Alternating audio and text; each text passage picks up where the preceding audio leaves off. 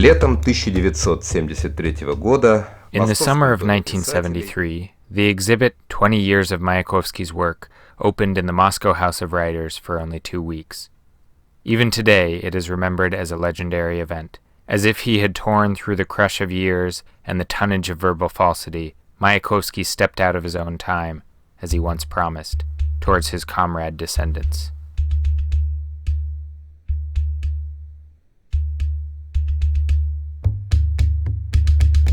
Вокруг него всегда шла борьба и накалялись страсти. Around him battles were fought and passions raged. In the minds of many, the Mayakovsky who wrote about the Soviet passport and authored the narrative poem Vladimir Ilyich Lenin sits uncomfortably alongside the futurist and romantic Mayakovsky, who dedicated everything he wrote to his beloved. An agitator, he is also a roarer, a pragmatic and a debtor of the universe who creates the future, a servant of disjunctive ideas whose massive talent does not fit accepted definitions and ideologies.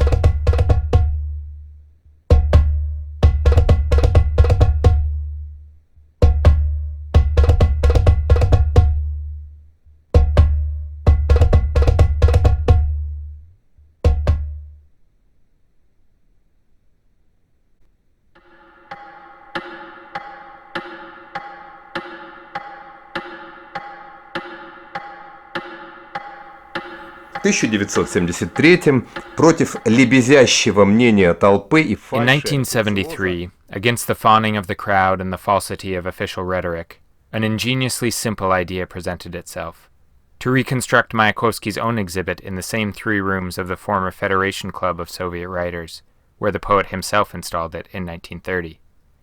A whole group of museum and archival staff worked on this project. It was initiated by Konstantin Simonov, who took on personal responsibility and the painstaking work necessary to complete it. He was also the one to open the exhibition. 1 февраля 1930 года открылась выставка, которая называлась «20 лет работы Маяковского», выставка, которую он сам подготовил и сам открывал. Выставка эта сохранилась. Она попала в Центральный литературный музей. Сделаны были ее описания, сделаны были ее фотографии, и мы, в общем, ее восстановили примерно в том виде, в каком она была тогда. Здесь ходил живой Маяковский, мы поставили здесь его портреты, которые напоминают о нем.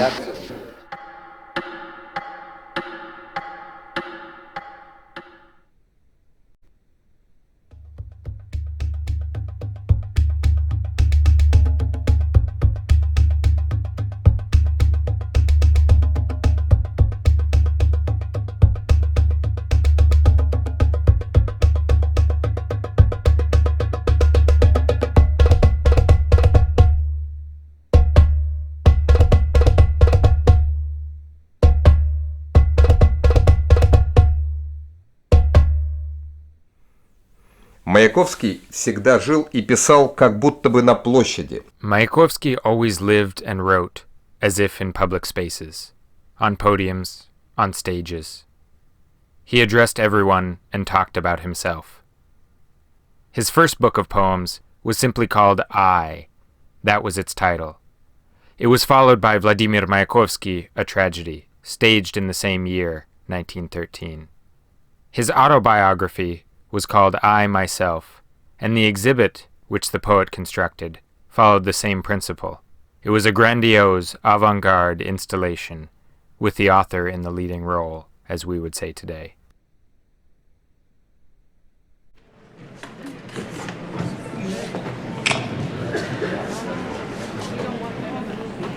Дерзкий, амбициозный проект не The audacious, ambitious project was not to everyone's taste.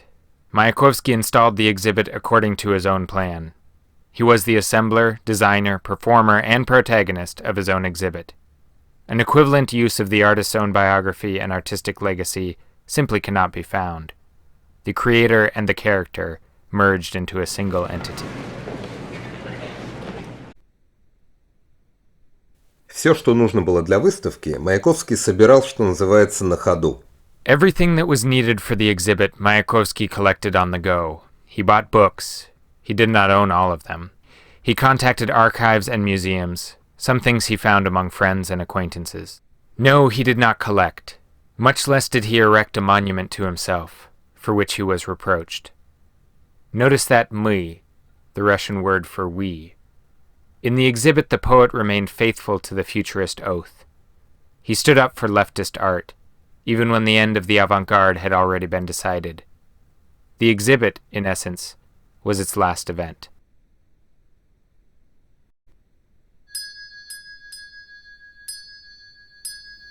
У выставки Маяковского не было четко обозначенного начала или конца. Mayakovsky's exhibit did not have a clearly marked beginning or end, nor did it have a strict sequence. Visitors could make their own, absolutely original way through the exhibit. And yet, the impression of an integral whole was in no way compromised. Posters addressing the public and bright handmade sign labels indicated the exhibit's main sections and themes.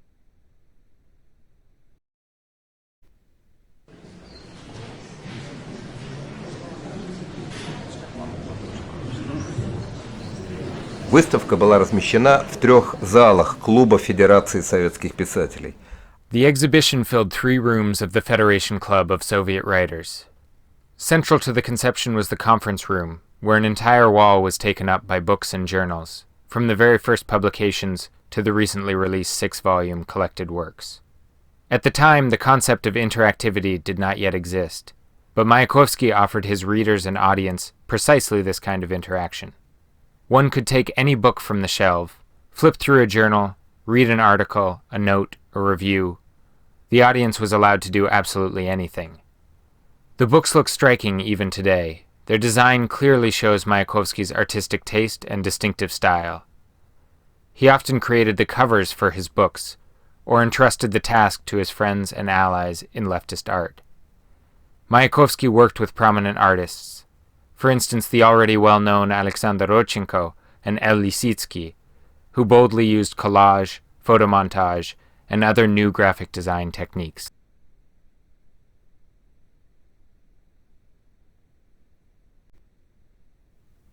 Выставку вполне можно рассматривать как пространственную декорацию к поэме «Во весь голос». The exhibit can be seen as a spatial backdrop to the monologue At the Top of My Voice. They were created simultaneously. In assembling or composing the exhibit, Mayakovsky conceptualized its themes and images in his typical poetic manner. He generalized and strengthened the sense of the accomplished. This is why the famous words, all 100 volumes of my party books, were not an exaggeration or a metaphor. At the exhibit there really were about 100.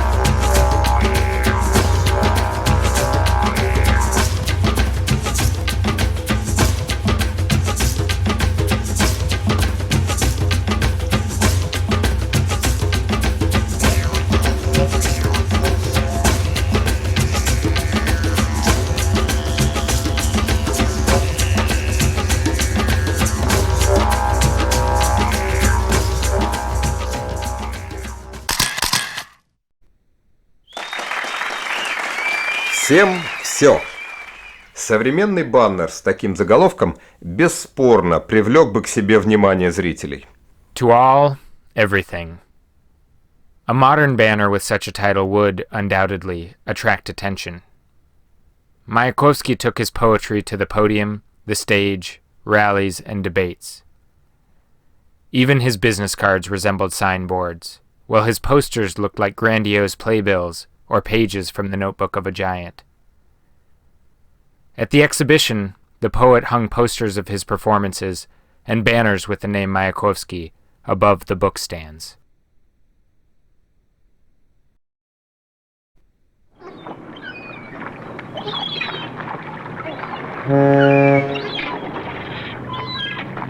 Если следовать призыву Маяковского о пополнении выставки, Following Mayakovsky's call to add to the exhibit, one could develop a distinct story around each poster. The Odessa story, for instance, could look like this. In January 1914, while on a futurist tour of Russian cities, Mayakovsky, Burlyuk, and Kamensky spent a few days in Odessa, and even managed to give 2 performances in the Russian theater. At this time, all 3 met a wonderful young woman named Maria Denisova. Each of them drew her in his own way. Mayakovsky's infatuation, distilled in words, turned the Odessa Mona Lisa into the heroine of Cloud and Pants. It happened in Odessa. Это было в Одессе.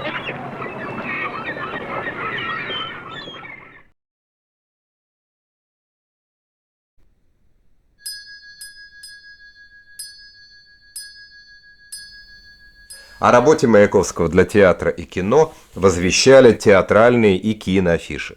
Theater and film posters loudly announced Mayakovsky's work for the theater and cinema. Mystery Buff, a heroic, epic, and satiric depiction of the era, was staged for the first anniversary of the October Revolution by Vsevolod Meyerhold in Petrograd. Mayakovsky took part in the play first as an actor, and the following year he also sketched costumes and decorations for productions in the provinces. These sketches did not make it into Mayakovsky's own exhibition. The museum received them only just before the war, but they fit wonderfully into the 1973 reconstruction.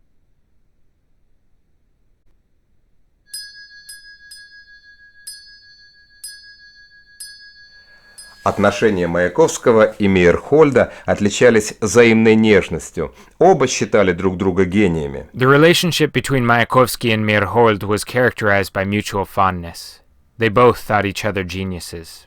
In a photograph from 1928, Mayakovsky and Meyerhold appear with another talented artist, the playwright Nikolai Erdmann.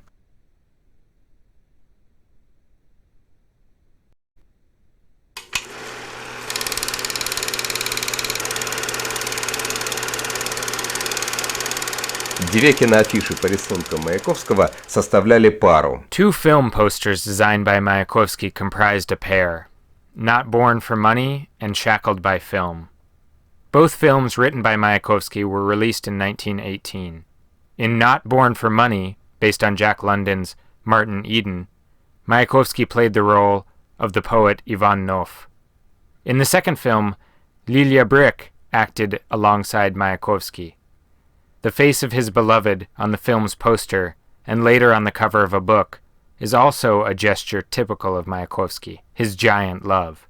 In 1973, Lilia Brick was out of favor with the ministry officials, who stubbornly fought the poster, ordering it to be removed from the exhibition several times.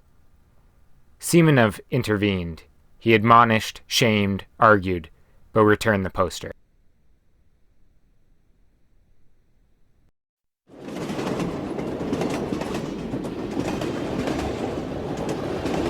Ездил Маяковский действительно много.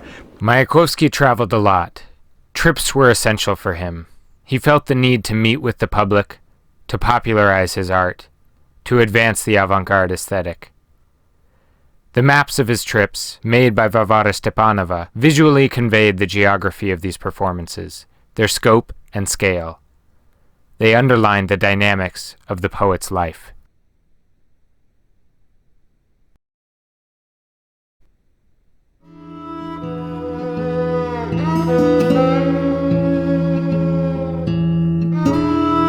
Длительное путешествие по Европе и Америке отразилось в стихах, путевых очерках. Mayakovsky's protracted trip around Europe and America was reflected in his poetry, his travel sketches, and notes. It became a topic of performances, and finally gave him the pleasure of meeting an old friend. The father of Russian futurism, David Burlyuk, helped organize Mayakovsky's performances in the United States, accompanied him on trips and showed him New York.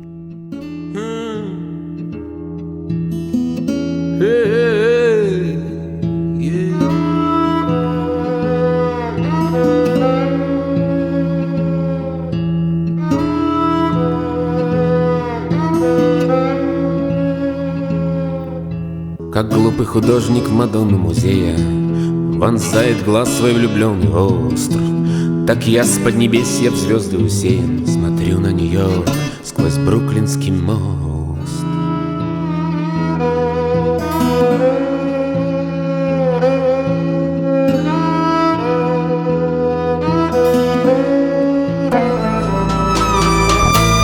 Я горд вот этой стальною Нивой, живьем в ней в мои видения встали. Борьба за конструкции вместо стилей, расчет суровый гаек и стали. Если придет окончание света, планету хаос разделает в лоск, и только один останется этот над пылью гибели вздыбленный мост. То, как из косточек тоньше иголок тучнеют в музеях стоящие ящеры, так с этим мостом столетний геолог сумел воссоздать бы не настоящие. И дальше картина моя без загвоздки, по струнам, канатам, аж звездам к ногам. Я вижу, здесь стоял Маяковский, стоял и стихи слагал по слогам.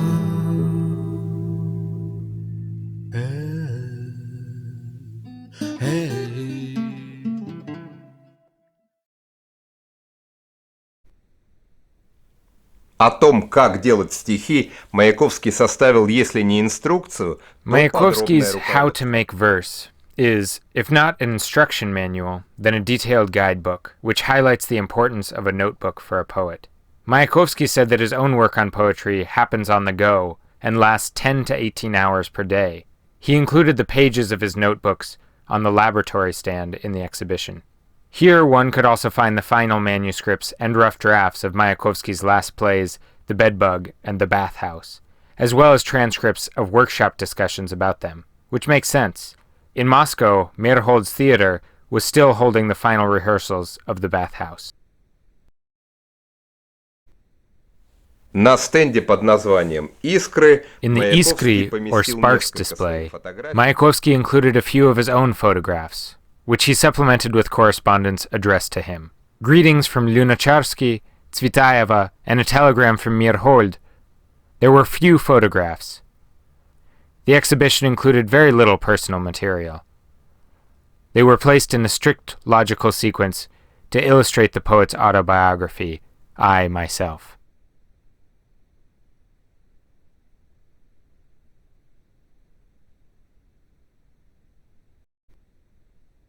«Я газетчик», — часто говорил о себе поэт. I'm a newsman, the poet often said of himself. In the Moscow newspaper's display, Mayakovsky featured the publications of his poems in the leading press. These poems were immersed in the real events of the day, whether a sowing campaign or a pioneer gathering. But the display began with the poetic chronicle Revolution in the newspaper of the Futurists. Its first and only issue was released by Burlyuk, Kamensky, and Mayakovsky on March 15, 1918. Of course, the newspaper stood out from the general chorus of Soviet press, but the very fact of its presence among them was another milestone along the path of progress and development of leftist art.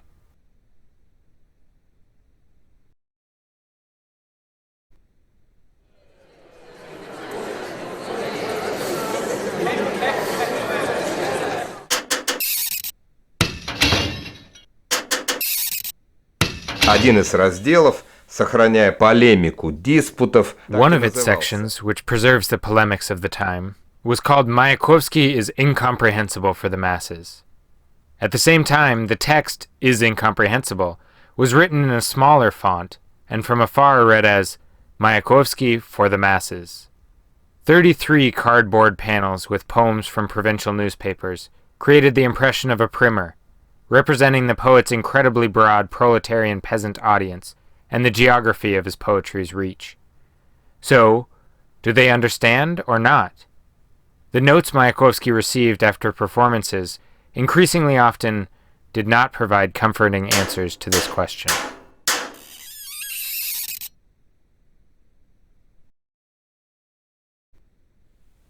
Читательских записок у Маяковского собралось около 20 тысяч. Mayakovsky collected over 20,000 readers' notes. He dreamed of answering them all in a book called Universal Response, but for now he presented them to the visitors of the exhibit. Some of the notes were shown in their original form, some were retyped and bound in albums. A kind of friend feed with opposed opinions, judgments, and emotions. This excited the visitors of the exhibit. They too joined the discussion. School notebooks with the label Write Reviews turned into a sort of live journal, where people also argued with each other, criticizing or admiring Mayakovsky.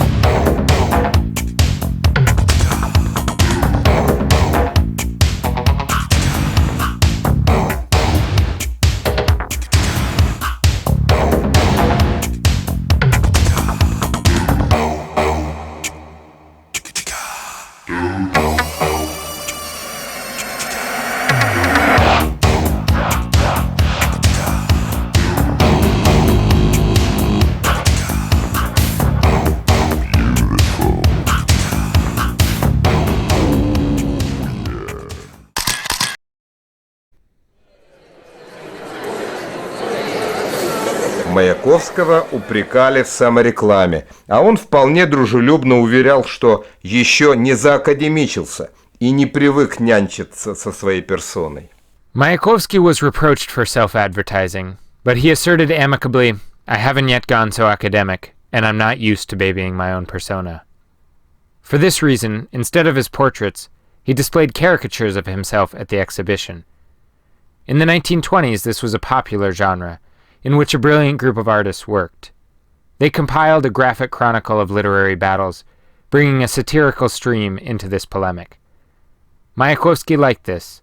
He always preferred wit to grandiloquence. The caricatures alongside the posters at the exhibition provided an expressive image of the literary passions around Mayakovsky and leftist art.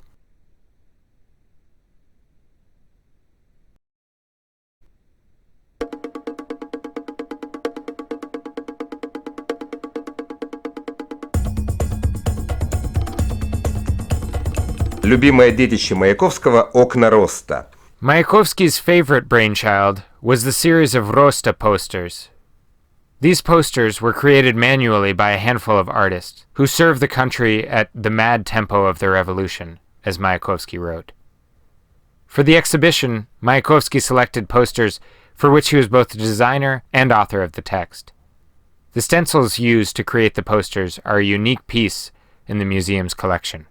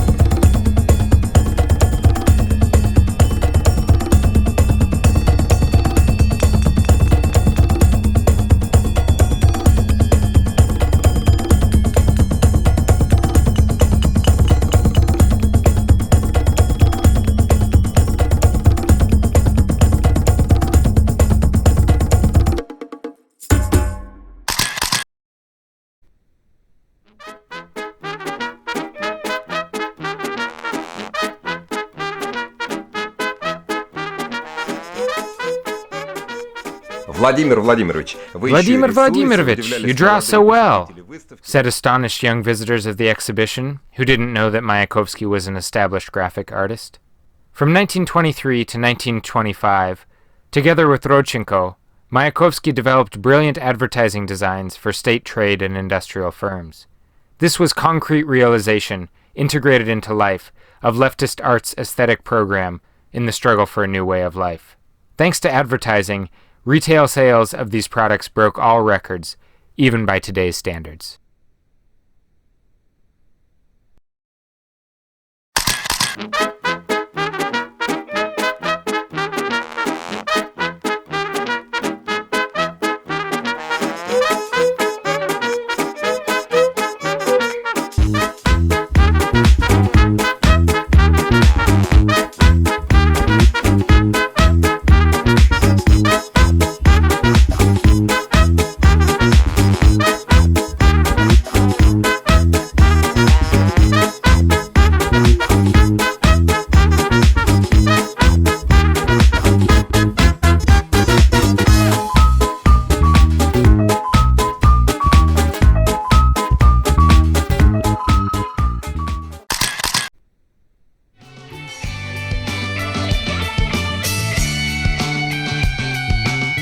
Маяковский высоко ценил плакат как Mayakovsky жанр valued the массового poster as a genre of mass art and displayed all of its variations. He hung somewhat boring industrial and public health posters with his texts from floor to ceiling, in the style of contemporary pop art. This was an attempt to integrate the art of socialist realism into the aesthetics of the avant-garde. Уберите комнату, чтоб она блестела. В чистой комнате чистое тело. Мойте окна, запомните это. Окна — источник жизни и света. Нельзя человека закупорить в ящик. Жилище проветривай лучше и чаще. Затхлым воздухом жизнь режем. Товарищи, отдыхайте на воздухе свежем. Товарищи люди, на пол не плюйте! Товарищи люди, на пол не плюйте! Курить бросим, яд в папиросе! Курить бросим, яд в папиросе! Курить бросим!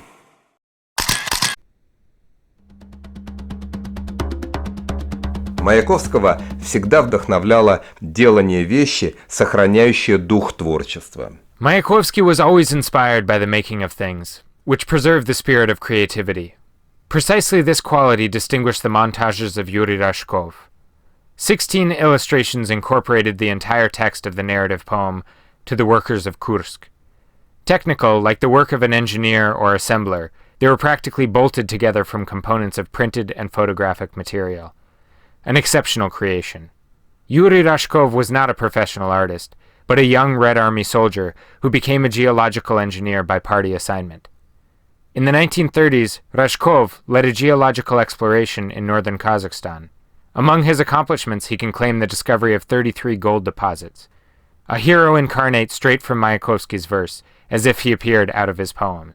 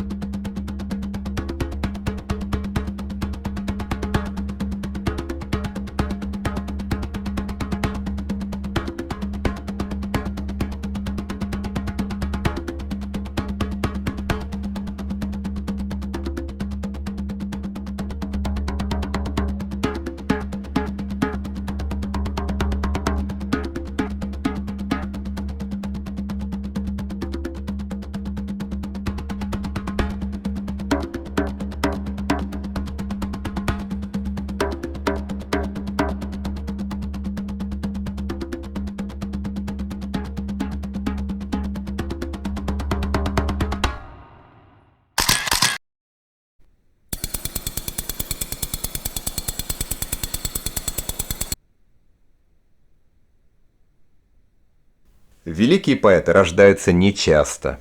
Great poets are not often born. They come into our world as messengers and, not infrequently, leave it tragically. The exhibition opened on February 1st, 1930, and on April 14th, the fatal shot rang out. From this house, all of Moscow saw the poet off on his journey. After many years, two generations met at the reconstructed exhibition in the house on Povarsky Street. Mayakovsky's contemporaries and those who read his poetry with youthful rapture at the foot of his monument. Поэты, они легко ранимы. Они принимают на себя чужую беду, и они не имеют права на забвение. А мы к ним обращаемся так, как будто это бронированные катки. Они цветы. Они цветы. Гений, мод, футурист с морковкой льнул к мостам, был посол с земли, никто не пришел на вашу выставку Маяковской. Мы бы пришли, вы бы что-нибудь почитали, как фатально вас не хватает Маяковской. Even today, he is fatally missed. Unedited, not adjusted for school curricula, with his gigantic 20-year output and his poetic certainty that he foresaw the events of the 21st century. This means that he is awaiting us somewhere far in the future.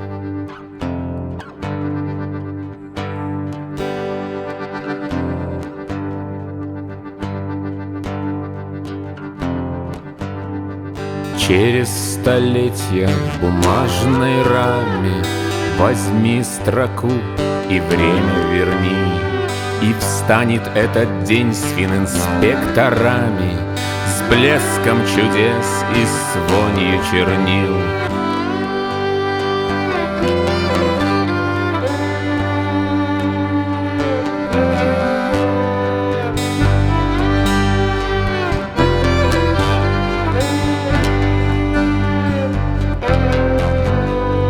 Но сила поэта не только в этом, что вас, вспоминая, в грядущем икнул.